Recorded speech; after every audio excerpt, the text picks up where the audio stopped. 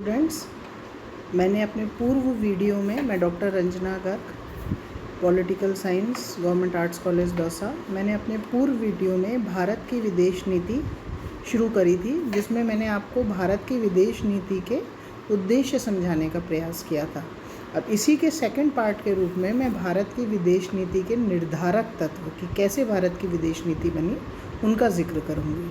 तो भारत की जो विदेश नीति है उसके ऊपर बहुत सारे तत्व हैं। हम जानते हैं कि किसी भी देश की विदेश नीति को बनाने में बहुत सारे तत्वों का प्रभाव पड़ता है और फिर उस देश की जैसे भौगोलिक, आर्थिक, सामाजिक, राजनीतिक, उसके आसपास के पड़ोसी देश, उसकी खुद की स्वयं की आर्थिक उसकी स्थिति, उसका उसकी वर्तमान स्थिति, उसका पूर्व का इतिहास आदि। तो अब भारत की जो भौगोलिक स्थिति है, सबसे सर्वप्रथम उसका सर्वाधिक प्रभाव भारत की विदेश नीति के ऊपर पड़ा। तो भारत की विदेश नीति के निर्माण में उस देश की किसी भी देश की विदेश नीति के निर्माण में उस देश की भौगोलिक स्थिति का बहुत अधिक प्रभाव होता है।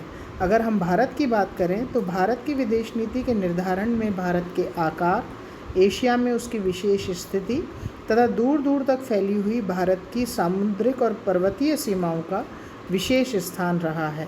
भारत उत्तर में साम्यवादी गुट के दो प्रमुख देशों पूर्व सोवियत संघ और चीन के बिल्कुल समीप है। भारत एक और पाकिस्तान के नज़दीक है और दूसरी और वो समुद्री सीमाओं से घिरा हुआ है। अब अगर हम स्वतंत्रता प्राप्ति के बाद स्थिति देखें तो अपनी लंबी सीमाओं की सुरक्षा भारत की सर्वाधिक प्रमुख चिंता रही है। भारत साम्यवादी गुट में सम्मिलित हो जाता तो उसकी समुद्री सीमा को खतरा उत्पन्न हो जाता, क्योंकि पश्चिमी गुट का अपनी नौ शक्ति के कारण हिंद महासागर पर दबदबा था।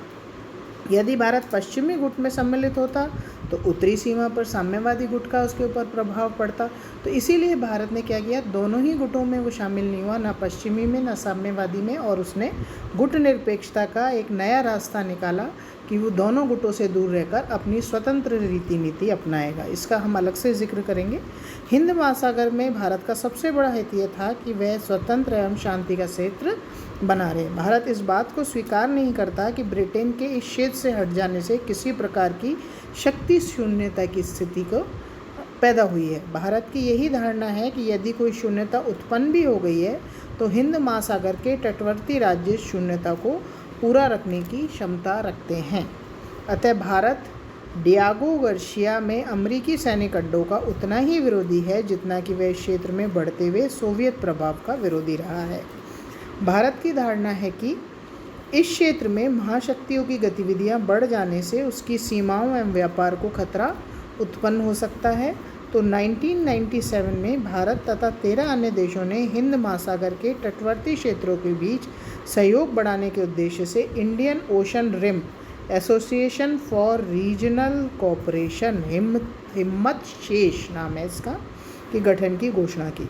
वस्तुतः भूमंडलीकरण के एक तरफा दबाव के प्रतिकार में हिम्मत शेष का उद्भव हुआ, जो कि दक्षिण अर्थात विकासशील देशों के बीच सहयोग को बढ़ाने वाला संगठन सिद्ध हुआ। एक तरफ विकासशील देश हैं और एक तरफ विकसित देश हैं। ठीक है। भारत भविष्य में कभी भी हिमालय पर्वत और हिंद महासागर व अन्य दो पूर्व पश्चिमी समुद्रों की उपेक्षा नहीं कर सकता, क्योंकि भारतीय परिवहन, व्यापार व विशेष रूप से भारतीय सुरक्षा इन्हीं पर निर्भर करती है। अब जो नेक्स्ट है आपका, जो ये तो भौगोलिक क्षेत्रफल हो गया जिसके कारण भारत की विदेश नीति बनी। एक तरफ उसके पड़ोसी राज्य हैं पाकिस्तान, श्रीलंका, भूटान आदि, और दूसरे चीन, जापान, और दूसरी तरफ उसकी सीमाएं हैं जो एक तरफ चीन से लगी हुई हैं, एक तरफ आपके ये पड़ोसी देश पाकिस्तान आदि से हैं। तो इस कारण भारत ने इन सभी चीज़ों को ध्यान में रखते हुए अपनी विदेश नीति का निर्माण किया। ठीक है। नेक्स्ट है उसके ऊपर उसकी विचारधाराओं का प्रभाव, मतलब खुद का अपनी विचारधाराओं पर क्या प्रभाव पड़ता है। तो भारत की विदेश नीति के निर्माण में शांति और अहिंसा पर आधारित गांधीवादी विचारधारा का बहुत अधिक प्रभाव है। वैसे भी अंतर्राष्ट्रीय शांति और सुरक्षा ये सबसे प्रमुख मुद्दा है, जिसको लेकर मतलब मुद्दा नहीं, ये सबसे प्रमुख घोषणा है जिसके आधार पर कोई भी राष्ट्र अपनी विदेश नीति का निर्माण करता है। तो भारत क्योंकि गांधीवादी रहा है तो गांधीवादी विचारधारा का उस पर सर्वाधिक प्रभाव रहा है। इस विचारधारा से प्रभावित होकर ही संविधान के अनुच्छेद 51 में राज्य के नीति निर्देशक तत्वों का जिक्र किया गया है, जिससे कि राज्य में ही नहीं मतलब देश में ही नहीं सभी जगह शांति सुरक्षा की स्थापना हो सके।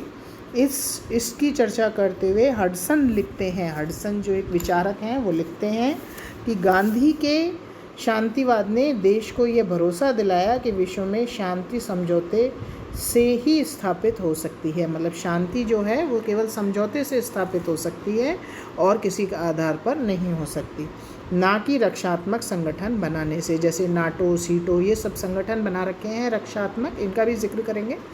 उनके आधार पर शांति स्थापित नहीं हो सकती है। भारत का ये कर्तव्य है कि वह विरोधी पक्षों से अलग रहे और उनमें मध्यस्थ का कार्य करे। युद्ध द्वारा प्रतिपादित, ये हडसन ने बोला, युद्ध द्वारा प्रतिपादित तथा अशोक द्वारा प्रचारित अहिंसा की संकल्पना और अकबर व शिवाजी द्वारा प्रदर्शित सहिष्णुता की भावना ने भारत की विदेश नीति को प्रभावित किया है। भारत हमेशा अहिंसक रहा है, गांधीवादी सिद्धांतों पर चला है, तो भारत अभी अपनी विदेश नीति में आप देखेंगे बार बार वो ही झलकता रहा है। अगर 1947 से लेकर आज तक के 74 वर्षों के इतिहास में हम देखें। भारतीय विदेश नीति अरविंद टैगोर, एम.एन. रॉय के मानवतावादी विचारों से भी प्रभावित है। भारतीय झंडे में अशोक चक्र इस बात का सूचक है कि भारत विश्व में शांति एवं मित्रता स्थापित करना चाहता है। अब जो नेक्स्ट है उसका है आर्थिक तत्व। ये सबसे महत्वपूर्ण तत्व होता है किसी भी विदेश नीति के निर्माण में कि उसकी खुद की अर्थव्यवस्था कैसी। अब हम उपनिवेश से स्वतंत्र हुए थे तो हमारी जो अर्थव्यवस्था है वो बिखरी हुई थी, टूटी हुई थी, हमको सबको समेट के चलना था, गरीबी, बेरोजगारी इनको दूर करना था। तो आर्थिक उन्नति तभी संभव है जब अंतर्राष्ट्रीय स्तर पर आयात निर्यात सही रहे, अंतर्राष्ट्रीय स्तर पर शांति बनी रहे। आर्थिक दृष्टि से भारत का अधिकांश व्यापार पाश्चात्य देशों के साथ था और पाश्चात्य देश भारत का शोषण कर सकते थे, उनको बंदिश कर सकते थे, भारत को ज़बरदस्ती कर सकते थे कि आप हमारी इस नीति का पालन करिए, तभी जाकर हम जैसे साम्यवादी या उदारवादी, तभी हम आपके साथ एक ठोस नीति बनाएंगे, एक ठोस नीति बनाएंगे। ठीक है। भारत अपने विकास के लिए अधिकतम विदेशी सहायता का भी इच्छुक था। इस दृष्टिकोण से भारत के लिए सभी देशों के साथ मैत्री का बर्ताव रखना आवश्यक था और वह किसी भी एक गुट के साथ बन नहीं सकता था। इसीलिए भारत ने दोनों गुटों से अलग रहने की नीति अपनाई और अपनी खुद की गुट निरपेक्षता, अपनी खुद की विदेश नीति, अपने खुद के संबंध, अपने खुद की नीतियां बनाई, अर्थ के क्षेत्र में, राजनीति क्षेत्र में, सामाजिक क्षेत्र में। अब हम इसके नेक्स्ट पार्ट में नेक्स्ट निर्धारक तत्वों का निर्माण करेंगे या उन पर विचार करेंगे। Thank you.